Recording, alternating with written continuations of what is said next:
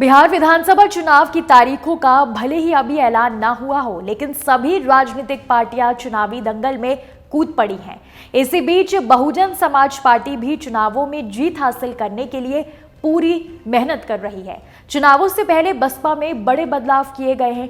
जहां एक तरफ बसपा प्रमुख मायावती ने अपने भतीजे आकाश आनंद के ससुर पूर्व सांसद अशोक सिद्धार्थ को केंद्रीय कोऑर्डिनेटर बनाकर 4 राज्यों का जिम्मा सौंपा है। दरअसल अशोक सिद्धार्थ की पिछले दिनों ही बसपा में वापसी हुई है।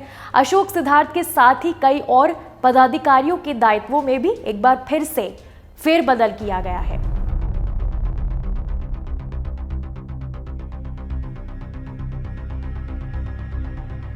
सूत्रों के अनुसार अशोक सिद्धार्थ को पार्टी संगठन के सेक्टर 3 का केंद्रीय कोऑर्डिनेटर बनाकर छत्तीसगढ़, हिमाचल, जम्मू कश्मीर और गुजरात में पार्टी को मजबूत करने की जिम्मेदारी दी गई है। इसके अलावा कई अन्य पदाधिकारियों को भी नई जिम्मेदारी सौंपी जाने की बात कही जा रही है।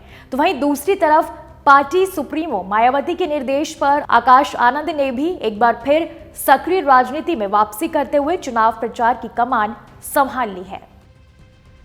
बहुजन समाज पार्टी में एक बार फिर से हलचल मच गई है। पार्टी के वरिष्ठ नेता और पूर्व राज्यसभा सांसद अशोक सिद्धार्थ की बसपा में वापसी से न सिर्फ राजनीतिक गलियारों में चर्चा तेज कर दी है, बल्कि आगामी चुनावों के लिहाज से भी इसे महत्वपूर्ण माना जा रहा है। उत्तर प्रदेश की राजनीति में दलित नेतृत्व की अहम भूमिका रही है। मायावती की अगुवाई में बसपा ने कई बार सत्ता का स्वाद चखा है, लेकिन पिछले कुछ सालों में पार्टी लगातार कमजोर होती दिख रही है। बड़े चेहरे पार्टी छोड़ते गए।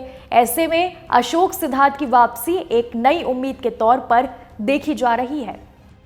अशोक सिद्धार्थ मायावती के करीबी माने जाते रहे हैं। उन्होंने राज्यसभा में बसपा का प्रतिनिधित्व किया है और संगठनात्मक कामों में भी अहम जिम्मेदारी निभाई है, लेकिन पिछले कुछ समय से वो पार्टी से दूर थे। अब जब वो फिर से बसपा में लौटे हैं तो ये संकेत है कि पार्टी अपने पुराने नेताओं को फिर से जोड़ने की कोशिश कर रही है।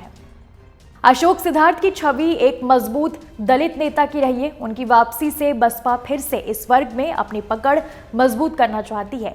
लगातार टूट रही पार्टी को संभालने के लिए पुराने नेताओं की वापसी से संगठन को स्थायित्व मिल सकता है। 2027 के विधानसभा चुनाव और आगामी लोकसभा चुनाव के मद्देनजर ये कदम एक रणनीतिक चाल भी हो सकता है।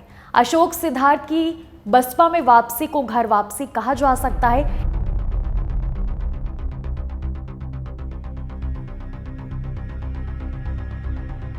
कि क्या ये वापसी बसपा को फिर से उसका पुराना गौरव दिला पाएगी या फिर ये सिर्फ एक भावनात्मक कदम बनकर रह जाएगी।